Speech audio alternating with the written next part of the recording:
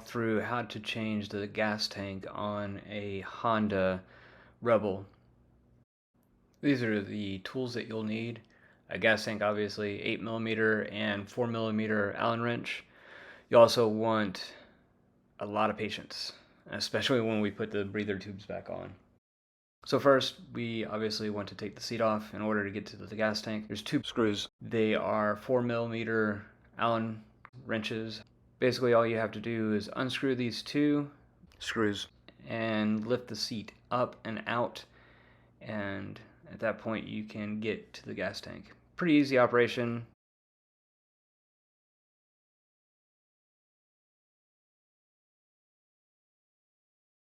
Now that that's finished, you can just pull the seat out.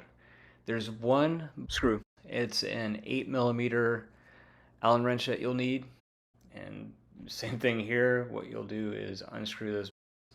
Be careful here. What I did, unfortunately, is you'll see that washer, and you'll see me drop it actually here in just a second.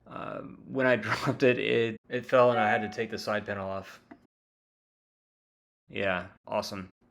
So now with that off, we can actually remove the gas tank. You'll just pull this back and you'll be able to pull the gas tank away from the frame. It will still be connected to the fuel pump, which we'll cover next. Before moving on to the next step, which is removing the fuel pump from the gas tank, what we'll need to do is drain the gas tank, removing as much gas as possible. This way, when we put the gas tank upside down, no gas will come out. I bought this from O'Reilly and it does a fantastic job. It's like $6 and super easy to use. So now what you're looking at is the bottom of the float and the fuel pump. There's 6 nuts here that you'll want to unscrew. These are 10mm nuts. Unscrew them, and then at that point what I did is right where that aqua gasket is, I used a small flathead screwdriver and pried that up and out. Pretty easy. It should only take you a couple minutes to undo. This is what the float and the fuel pump looks like. Unfortunately, I didn't actually record this correctly, so you see it in a different format. Now with the new tank installed, basically all you had to do is put the fuel pump back into the new tank. What you're looking at here, there's 2 feeder tubes or breather tubes on either side of the gas tank.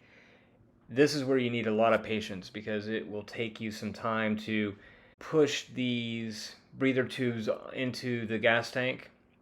What I found to be the easiest was to put the gas tank as close to the frame as possible and then put the breathing tubes. It'll give you the most slack.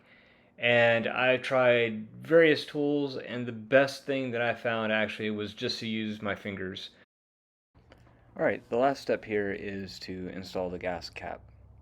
Pretty easy. There's only a few screws that you need to put in there. It's 2 longer screws. One goes at the top and the other one goes near the bottom, lower left hand side, and the other screws, obviously the shorter screws, go into the other 3 holes.